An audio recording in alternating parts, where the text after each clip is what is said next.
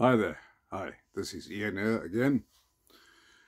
And I would like to tell you a short story of my life and why I turned to carnivore. In 2009, I was diagnosed with diabetes. And the doctor said to me then, listen, you're going to have diabetes for the rest of your life. It's going to get worse and you're going to have all other issues because of the diabetes. I was devastated because I thought, oh, this is the end. I'm still a young man and this is the end if I get diabetes. And mainly so because my best friend in South Africa died of the causes of diabetes. And my brother too died because of diabetes. And so I was thinking this is the road that's meant for me. And then I decided, okay, do everything the doctor tells me to do. I'll just do it. And so what I started, the doctor gave me recommendations of diet. And in Germany, that is normally, it's called bread units. So I was supposed to have, as a basis, 5 bread units. I was supposed to have cereals, bread, mainly whole grain bread, and I had to take metformin regularly, lots of it regularly. And these recommendations of the Diabetes Association never helped me one bit. In fact, my diabetes got worse. I started not seeing properly, started getting brain fog, and I had a couple of issues where I landed up in hospital. And I thought, this is it. I'm not going to make it anymore. Yeah, my organs were starting to give in slowly, bit by bit. Although the doctors had said to me, listen, if you take the metformin regularly, you might survive, but we will give you like 5 years and then that's it. So the prospects of dying because of diabetes were very, very near. And so when I landed up in hospital, I really thought this is it because the doctor said, we'll give you cortisone. And they gave me cortisone. And that again spiked my blood sugar levels higher and higher. And then I decided to follow, 2012, somewhere like that. I decided to follow the Atkins diet. Meat and vegetables, no carbs, no sugar. And what happened? My blood sugar levels went down and I lost weight. But since nobody was talking about the Atkins diet as a real solution to diabetics. But a few years I felt very good, because I lost about 10 to 20 kilos and I was feeling very good. Until, under the influence of these so-called vegan people, I thought, okay, let me try the vegan diet and see what happens. I was on vegan for maybe 2 or 3 years. And what happened then, my blood sugar levels went up again. So I was injecting a lot of insulin to keep it down. But the more insulin I injected, the more my blood sugar levels stayed up very high. I'll give you an example, somewhere in the range of 13. And that's 1 foot in the grave. So I eventually landed up again in hospital, this time sicker than ever before. I had epileptic attacks and all that. And I really thought, this is the end. And I was wondering, what can I do? Because the diet that I was recommended was fat-free. I had to eat lean meat, cut off all the fat, avoid all fats, absolutely all fats. And, take sugar in moderation. Carbs, they say there's no limit to carbs, because when you are injecting the insulin, your blood sugar levels will go down, which it did every now and then, but went up again, And then when I realized that my liver was becoming fatty and I was no longer feeling optimal, I thought, okay, this is the end.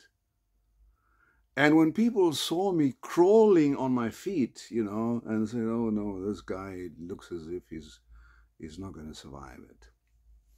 That's when I decided then, leave the vegan diet, and I started the ketogenic diet, which seems to help me, because I ate meat, I ate vegetables, I avoided the carbs and sugar.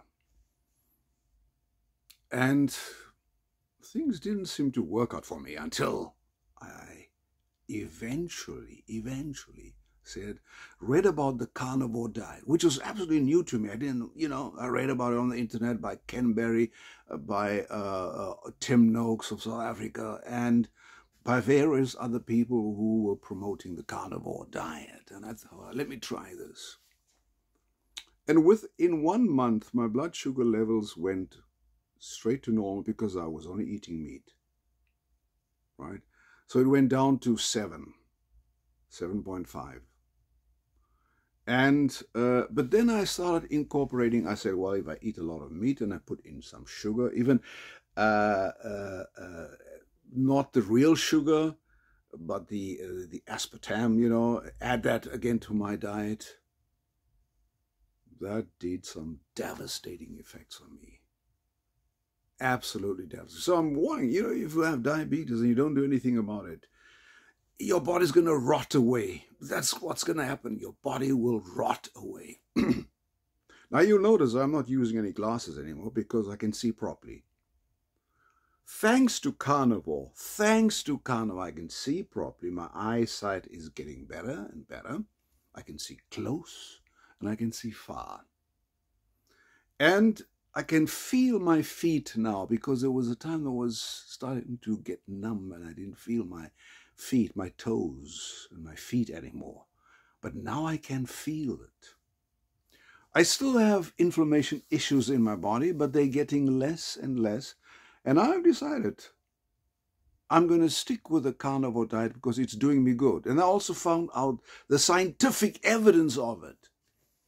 If you're diabetic, no carbs, no sugar, because meat and fat does not raise your blood sugar. Your blood sugar levels are not spiked through meat and fat. Okay, I still eat dairy products, and every day I eat about 4 eggs plus bacon. And I notice I don't have any reflux situations. I don't have heartburn anymore. And it's starting to get better and better. And that's what I would recommend to you. I would say, if you are diabetic and if you're an older person, because now it's a two-pronged thing. I'm a diabetic, but I'm slowly getting into remission on the one hand. On the other hand, the older you get, the more your muscles are failing, because now you're suffering from sarcopenia, because like I'm in my 70s and I'm suffering from sarcopenia. So what helps to build your muscle? So I do a lot of resistance exercises, and I only eat meat products, because meat is protein, and protein helps you have a muscle synthesis. It builds your muscles quicker and easier.